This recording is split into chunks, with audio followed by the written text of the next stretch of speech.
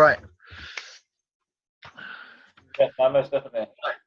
Let's go with this thing. We'll just see how this goes.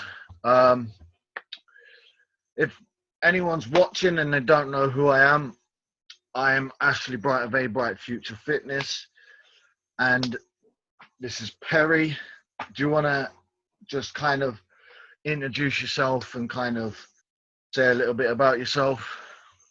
Hello, folks. I'm Perry. Yeah, love the meter. I got Wicked Clothing Line, pro training clothing. Look at us up on Instagram, Facebook, etc. What else? Becoming a qualified PT. Yeah, mate, I'm good. Yeah. How's obviously the clothing stuff's probably had to have a stall at the minute, innit? Because of shipping and The clothing's everything's been put on hold for the time being with this whole quarantine lockdown thing with COVID-19. But looking forward to getting the ball up and running as soon as all this shit is cleared over. yeah. So are you going through your level 3 personal training now? Yes, level 3. Yeah. How are you finding it? Hit and miss, mate. It's a lot of it's basic. It's not rocket science. Yeah. But I think mine's nutrition. Like, obviously, I want to start the nutritionist course once I've done this one, and yeah, you can always learn more.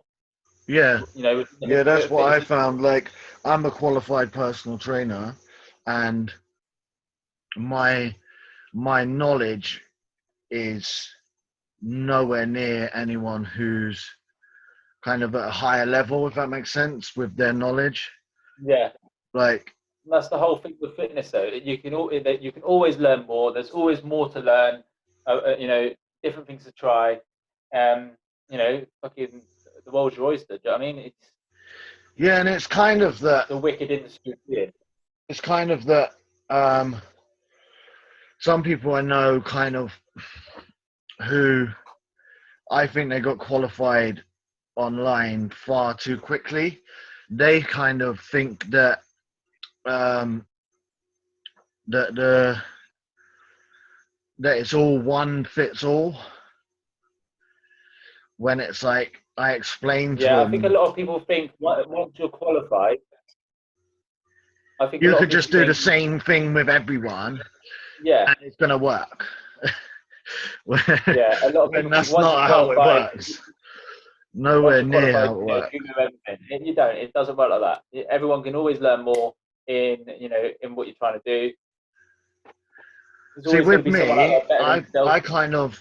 I've learned more by teaching myself as I go along, but also any clients I took on, which are more like out of the norm.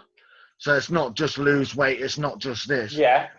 Like, I've helped someone rehabilitate from back surgery and stuff. Literally, I had to work alongside their. And that's the thing. Carry on. Obviously, say you're working with someone with a back injury, right? Their program that you set up for them is going to be totally different to what you sign up for. I don't know, someone who does marathons for a living. Yeah. Yeah, I mean, everyone's program is going to be different, and that's why.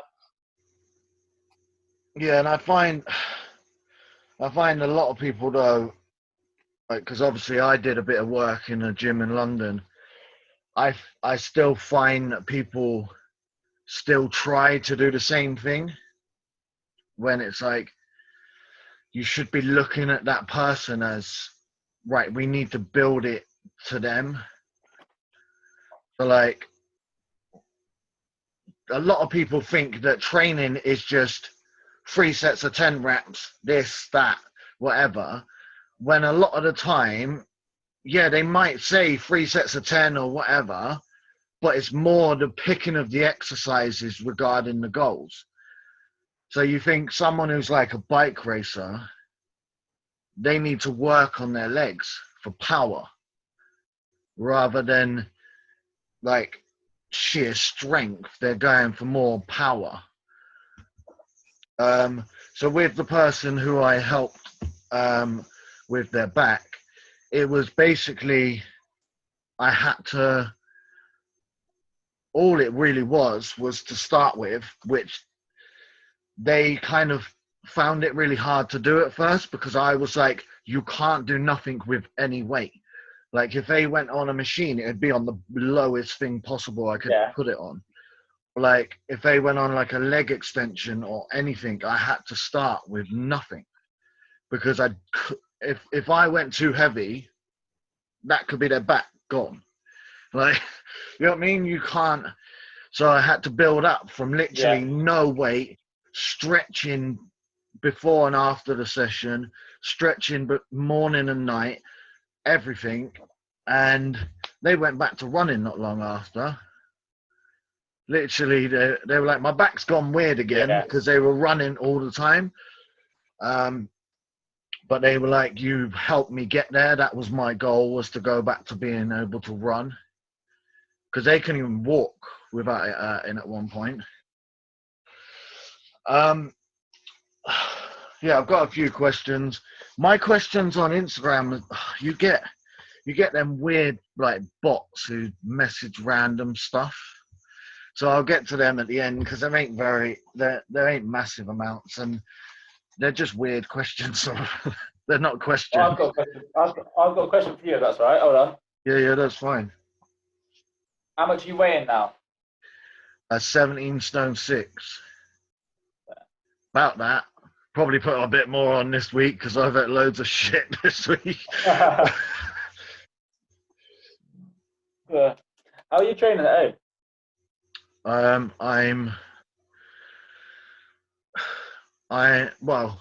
Did you see my post today? What I put up of my upper body? It's a lot of reps. I'll kind of go through it quickly of what my upper body is, and then I'll go through what I do for lower body because what I'm doing is upper body, lower body rest. Only because I was doing it every day. It's just like cardio. It wasn't enough. Yeah.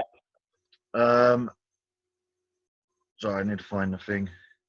Yeah, so basically, upper body, I'm just working with my bands now. I'm not really using the paint can massively. I'm just trying to get the squeeze and feel the muscle a lot more now. Because you know what my training was. It was heavy and as much as I can. But my back, I've always felt I can't get the connection right. So, excuse me. So basically, it's I've got more bands coming, but I've got like a thin band and a thick one that I got from the gym, and I normally start with a thin one, and I do like banded rows and with the thin ones and do like 20-30 reps, 3 sets of that, and then I'll go on to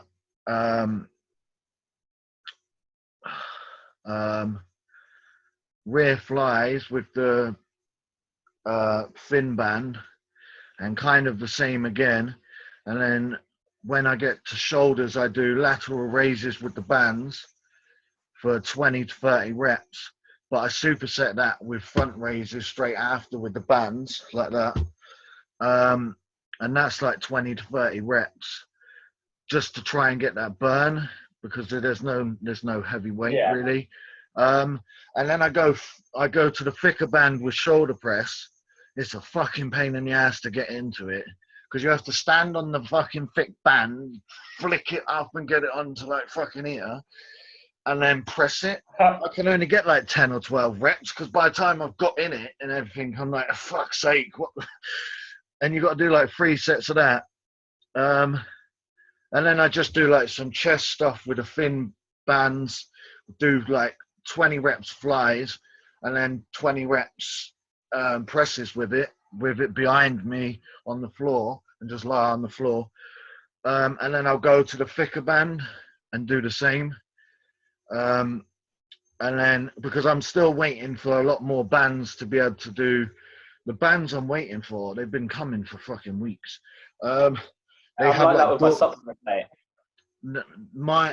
they have like door attachments. It's not attachment, but it's like a bit of material what you shove in the door.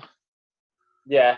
So then it's got handles and that, so I can do proper flies, everything. Where at the minute, to do kind of tricep push downs, I have to just bung this fucking band in a door, kind of try and slam the door, and then try and do triceps with it.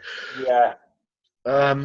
And with legs, I'm doing John Meadows is leg workout, which is just purely bands as well, and it fucking hurts. Like, I remember you mentioned something like that to myself, and I can't say I've tried that yet. Like, literally, it hurts. You said it was with just bands, yeah? Yes, just bands, no weights, no nothing, which is good for me because obviously I probably could have got some dumbbells, like borrowed some dumbbells from the gym or whatever, but I don't really have the room in my house. We don't have a very big garden. Yeah. So I just thought I'll work with what I've got. Fucking hell, my throat. Yeah, how's your hand now? Hand's good. Like, mate, my training's been fucking consistent since my hand's better. I found loads of my resistant bands. Hold on, I might have to 1 second, I'll be back.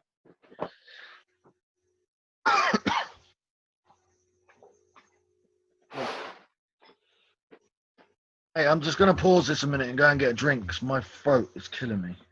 Did you find your bands? No. All right. Yeah, as I was going on about the other day, I finally found them. You record him? Yeah. Yeah? Yeah. All right. Yeah. Well, extra heavy. That one's extra heavy. What's that one? I don't think I've tried any like that. Blue, light. Oh yeah, that's what I've got a thin thing like them. These thin ones. That green one there. Extra light. And then you've got the red. It's quite a thicker one, heavy. Yeah. And then a yellow, medium. And literally, with them, I put them on the door handles, and I'll do like rows of them, bicep curls. Yeah, mate. Just you work at the minute with this whole lockdown thing. If whoever's watching this at the end of the day, all you've got to do is work with what you have. Yeah, it's just maintaining. It's just literally contract the muscle and get a stimulus in that muscle to be able to tie you over till the gym's open again. If that's exactly. Have you got any goals for when you go back to the gym? I don't know if I've actually talked to you about this. I've talked to someone else, but I can't remember who it was. Well, this is what I was going to talk to you about. I'll answer mine first if you want. Yeah, my goals for kind of bodybuilding and such, as kind of, I'm not like at the end of my shit, if that makes sense, but like I'm to a point where I don't know if it's lockdown or what, but I'm like, once this is over, I'm literally going to go ham for like a whole year, 2 years of full on trying to put on a lot of weight and size and do a massive cut. And if I don't do a competition then I'm probably not going to do one, because it's all or nothing for me now. Like, I'm 30 this year. I'm thinking, if I tell myself I've got a year or two to do this, I'm going to have to do it. So my next kind of big goal for me...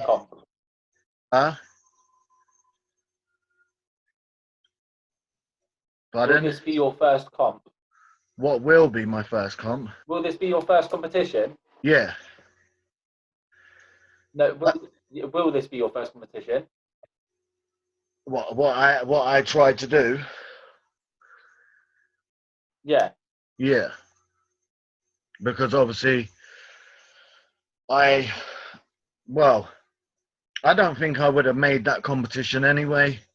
I was so drained. Like I I was really, I wasn't really there mentally either. Um, I was kind of in a fog. I don't know if that's what you're supposed to do for like hikes, like when, but I don't think you should be doing that for your first competition, where you like it's a fog. You can't do anything except from think cardio. You like, I just think it took a lot of enjoyment away from everything. All I thought about, I didn't think about anyone. Like I didn't even think about my missus, nothing very much. All I thought about was get up, cardio in the morning, go and come home, eat, train a bit later, come back, cardio again, this, that, whatever. Oh, I got to do so many steps in a day, this, that, whatever. Oh, I got to eat this, I got to eat this, I got to eat this. That's all I thought about. And then I'll think, right, I'll sleep. And I slept like 3 times a day by the end of it because I was so tired. And I was living on fucking energy drinks all fucking day, every day. And but like, I don't know, it just felt like I was being bear hugged in my stomach. I don't know if that was too much energy drinks. I don't know if that was kind of being depleted so much that I'm not used to that. I Yeah. really don't know. I've never been to that kind of level of leanness in my life. So I really don't know. Like, that's one of the things, is that I know if it comes down to it, I can fucking, by the end of it, I can put the work in. I know I can be like, right, cardio, this, that, the other, and do it. But the thing with me is that for a first competition, do I really want to push it as far as I was? Because I was flat as a piece of paper. I had a Christmas tree on my back and everything, because you probably remember. I had a fucking Christmas tree. I had fucking everything all coming in. No muscle at all. I felt like a fucking wet blanket. Like, literally, I would like tense and there would be nothing there. I was so flat. I needed something. And like, I don't know much about it. So I would ask my coach saying, I think I need food. And I don't know if that's like where I've never done it before and I've never had a coach before.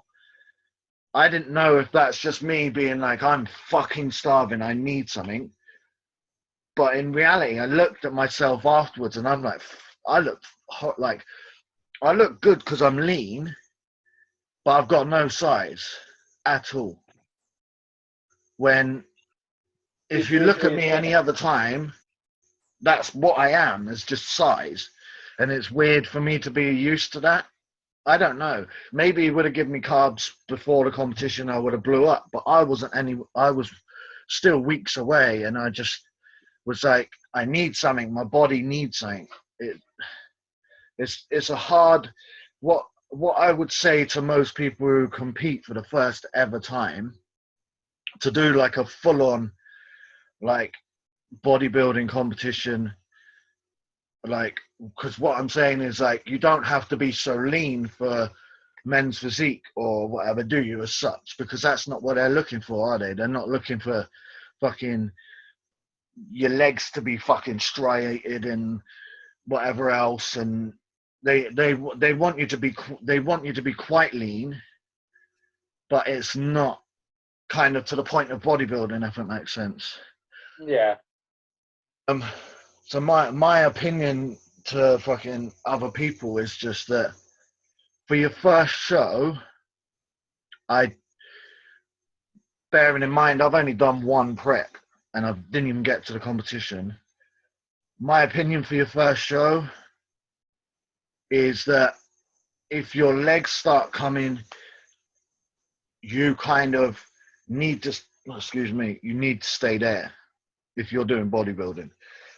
You don't need to push it more. You need to kind of slowly fill out from there. So if you're a couple of weeks out, like I was, I think I should have slowly, I don't know how, just steadily increased my carbs back in to slowly fill back out before the competition. Yeah. This is not taking it away from my coach at the time or whatever. This is just my opinion of this, that I felt my body needed some carbs to slowly fill back out, and I would have been all right for the competition, but I felt horrible in myself. And I think if I would have been given just a little bit of carbs and slowly build it up over the weeks, I think mentally I would have been a bit better. And I think my body would just respond really well. I think, like, because my body started putting weight on and I actually wasn't doing anything different. It was like the stress of everything with my daughter. Along with that, I was putting weight on. And I was like, I'm leaner than what I am. Sorry? Did you still enjoy your training? No. That's why I'm kind of like, that's why I'm kind of at the point where I'm going to give myself a year or two to get a lot bigger. I want to grow a lot of places first. Because some people are like, you can get ready for a show now. But personally, I'm not, I ain't ready mentally and everything else really. Because you have to be mentally and you have to, everything has to be ticked off the box before you even start a prep. Where I started a prep happy, like literally I was happy in anything. And then mental health went bad. Everything slowly, the more I went into prep, the things that I hadn't kind of ticked off that I thought was fine at the start, as soon as you take away your food, your life, and you don't think about anything else, you literally, you're all you think is that, but your head is so fucked because if you've got mental health already, you're like craving food, and then your head's like you're so deprived that your brain doesn't work properly.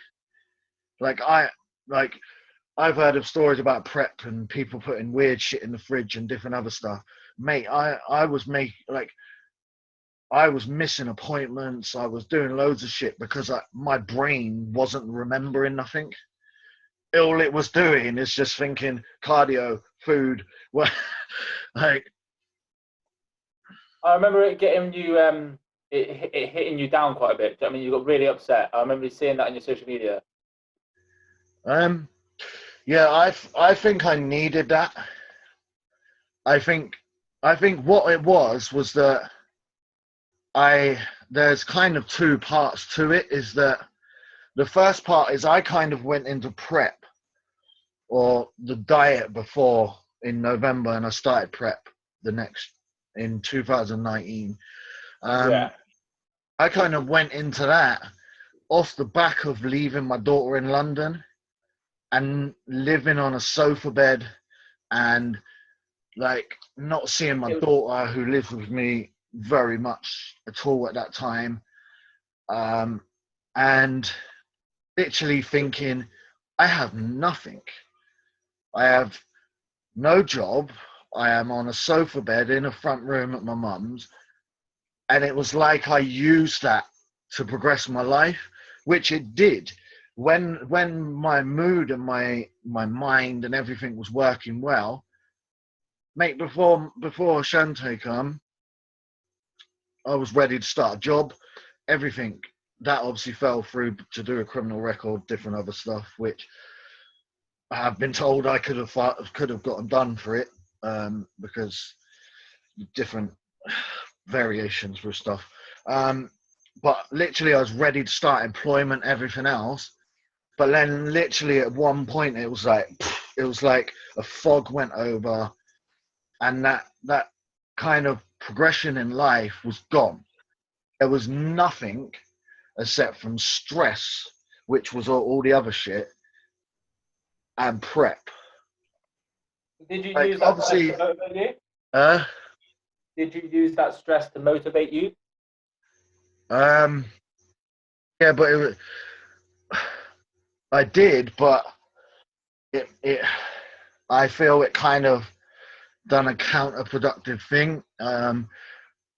I wanted to use it in my training, and I couldn't train as good because the more food what got took away, the less I trained like I do.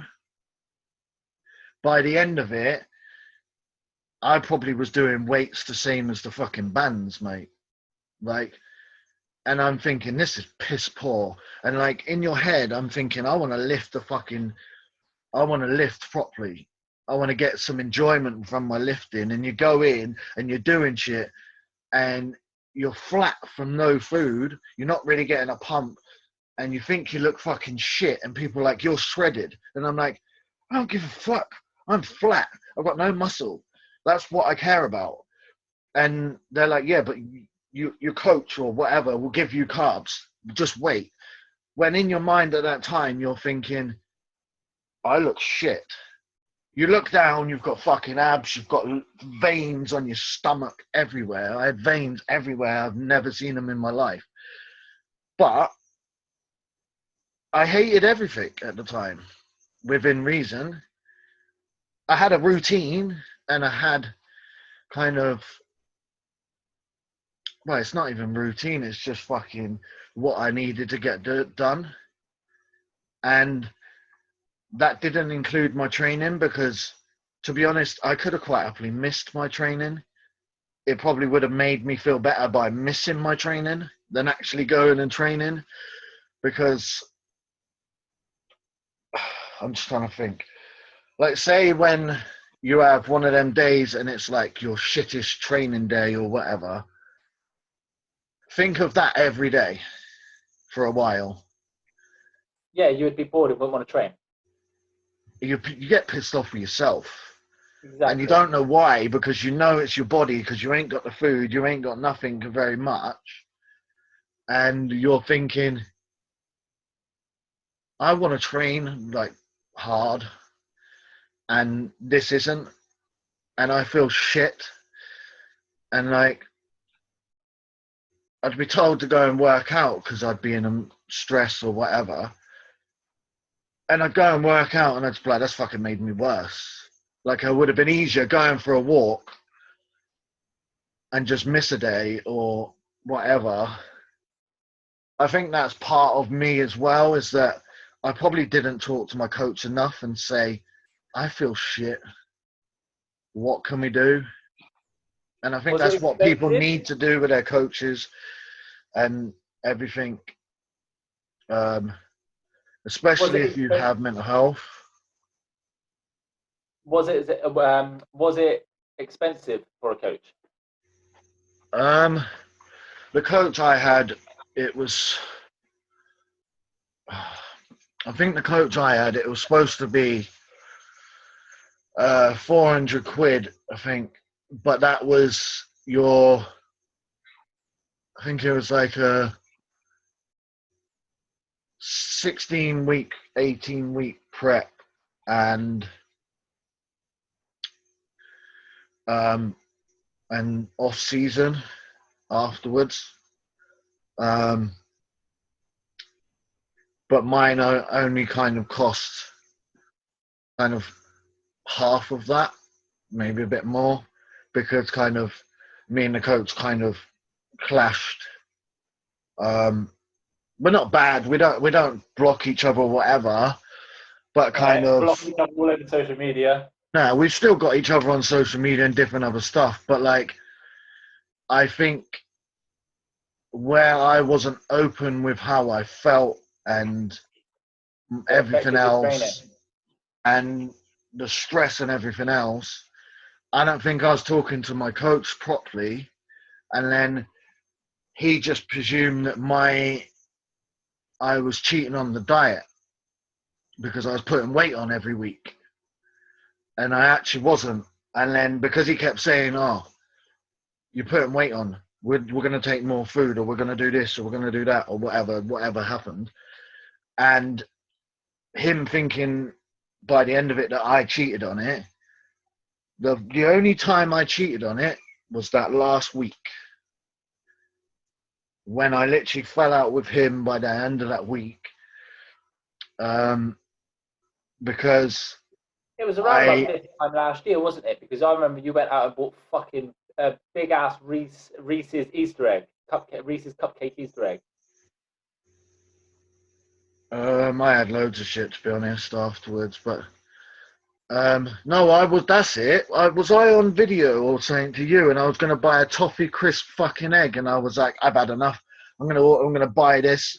I'm gonna buy this. I actually didn't buy none of that because I had a bag of stuff what was for after my competition.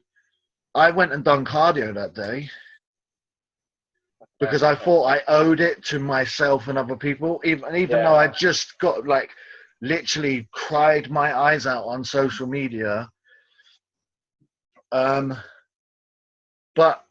yeah, going back to it, that was kind of one of the main points regarding why I kind of broke down. But the other point was that obviously I used it because I couldn't, I had nothing, but also it was that I told myself that I think I was like very harsh on myself, because obviously I went from 20 stone to 14.5 stone.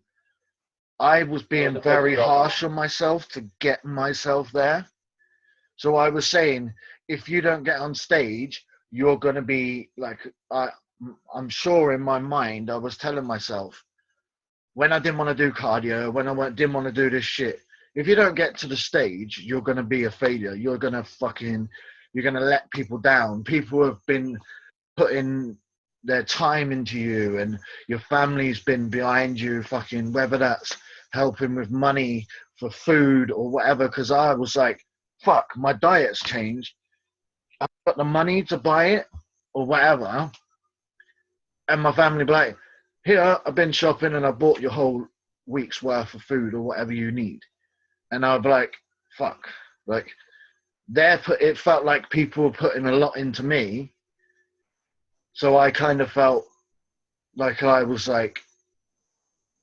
bad. Well, not bad, but like I let everyone and myself down by not getting there.